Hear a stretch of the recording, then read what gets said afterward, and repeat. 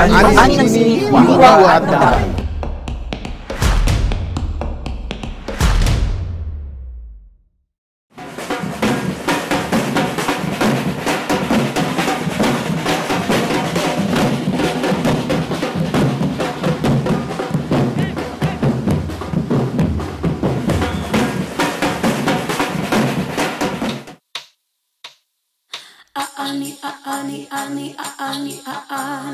Ani ng sining ng taong bayan. Ang Arts Month ngayong taong 2025 ay may temang Ani ng Sining, Diwa at Damdamin. Ngayong taon, pinapakita o gusto namin sanang maipaabot sa ating madla na ang sining ay may dalawang ating adhikain. Na bawat sining na nililikha ay may diwa. Ibig sabihin may kaisipan, merong ideya. Doon nagbubunsod ang pagiging malikhain, ang creativity. Pag sinabi mo namang damdamin, sapagkat lahat ng kahit anong sining, merong emosyon doon. May passion kang ibinibigay para makalikha ka. Kaya pag pinagsama mo ang dalawa, maganda ang magagawa mong sining. Dahil ito'y bunsod ng pag-iisip at bunsod ng iyong emosyon o damdamin. Magandang araw po sa ating lahat. Tayo po ngayon ay natitipon dito sa harap ng gusali ng Pambansang Komisyon para sa Kultura at Mga Sining or NCCA. No, ito po ay salubungin natin ang pagbubukas ng Pambansang Buwan ng Mga Sining 2025. Ang Pambansang Buwan po ng Sining ay sumasalamin sa kayamanan ng ating likas na kamalikhain bilang mga Pilipino. Sa buwan pong ito, tayo ay nagkakaroon ng mas malalim na pag-intindi at pagmamahal para sa ating sining, kultura at pamana. So, para po, mula po sa kaibuturan ng aming puso, gusto namin iparating. Nawa po, sa pagbubukas ng Pambansang Buwan ng Sining ay mas lalo pa nating tangkilikin, suportahan at pahalagahan ng ating mga malilikha na patuloy na nagbibigay karangalan sa ating bansa. Panimula pa lamang po ito na isang buwang punong-puno, siksik, liglig at umaapaw ng mga programa makasining hindi lamang dito sa Maynila, kundi hindi pati iba't ibang lugar at rehiyon sa ating bansa, maging sa iba pang bahagi ng mundo. Katuwang ng ating mga lokal na pamahalaan, mga ahensya ng gobyerno, pribadong organisasyon at mga universidad at paaralan. Mga embahada, gawin nating masaya at makabuluhan ang buwang ito. Mula rito sa tahanan ng NCCA sa Intramuros, Maynila, hanggat sa iba't ibang sulok ng mundo, isigaw natin maligayang pagdiriwang ng Pambansang Buwan ng Mga Sining 2025. Kung handa na kayo, ating pasalubungan ng isang masigabong balakbakan para sa kanyang espesyal na mensahe. Ang ating NCCA Ambassador for the Arts at Miss Universe 2018, Binibining Catriona Gray.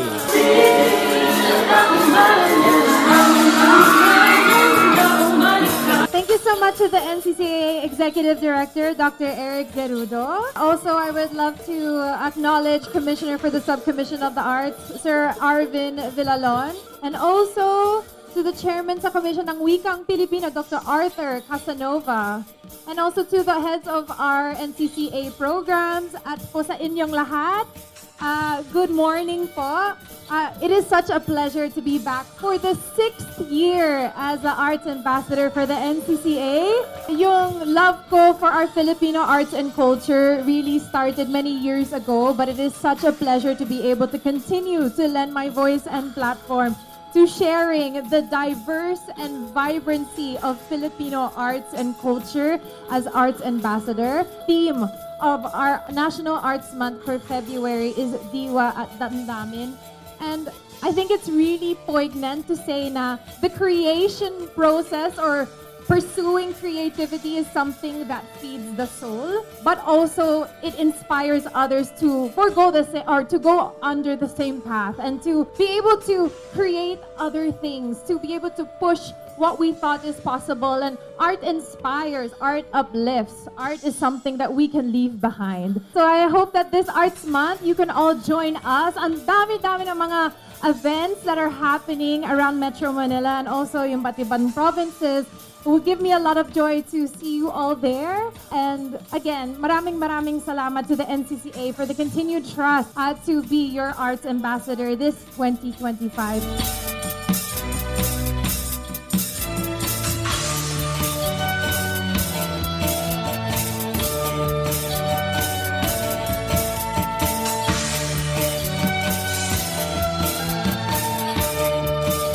Ngayon po, hudyat ng pagsimula at formal na pagbubukas ng ating Arts Month sa bisa ng Pampanguluhang Proklamasyon bilang 683. Atin pong ganap na binubuksan ang pagdiriwang ng Buwan ng Mga Sining o National Arts Month 2025. Mabuhay ang sining at kultura ng Pilipinas! Ani ang sining, diwa at damdamin! Namin ang gabay sa ating paglalakbay. Ani ng sining ng taong bayan. Ani ng sining ng taong bayan.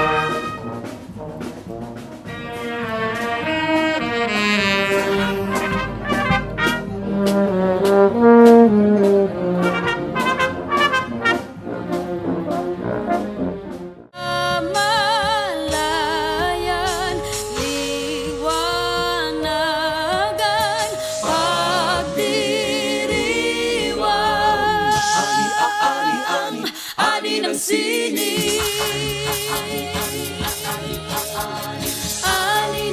sining ng taong bayan. Ani ng sining ng taong bayan. Ani.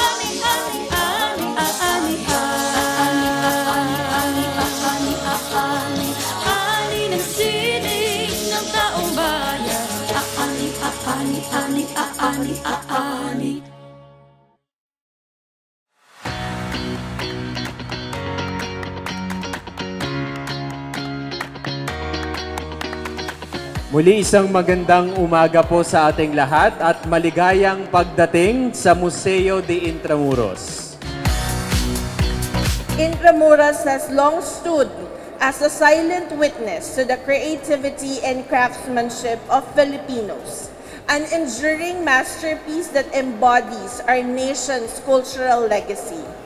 More than just a historic district, it is a living canvas where tradition and innovation converge, reflecting the soul, artistry, and resilience of the Filipino spirit. Unique in expression, yet united in purpose, the arts tell the Filipino story in all its richness. Art is a breathing reflection of the Filipino soul, capturing the essence of our history, struggles, and triumphs. Ang kwento po ng Sentro Turismo de Intramuros ay ang kwento ng walls. Paano nabuo ang bayan or ang syudad ng Intramuros mula noong panahon ng Kastila hanggang sa kasalukuyan. Ang kwento naman po sa kabilang gusali ay ang koleksyon, the collection of the Intramuros Administration na nakakalula sa ganda, sa dami at lalong-lalo na sa kwento niya, no? So, maganda po na sabay nyo laging binibisita ito, dalhin nyo po ang inyong mga kaibigan, ang mga kapamilya, para mas lalo natin paigting ang ating pagtangkilik sa ating sining kultura, pamana at kasaysayan.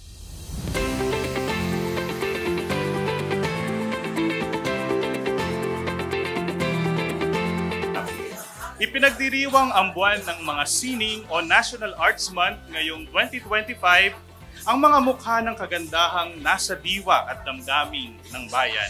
Sinasalamin ng bawat likha o katha ng iba't ibang damdamin na nagpapakita ng mithiin, adhikain at paniniwala ng isang individual o komunidad. Kawangis ng mga kulay na makikita sa simbolo ng buwan ng mga sining.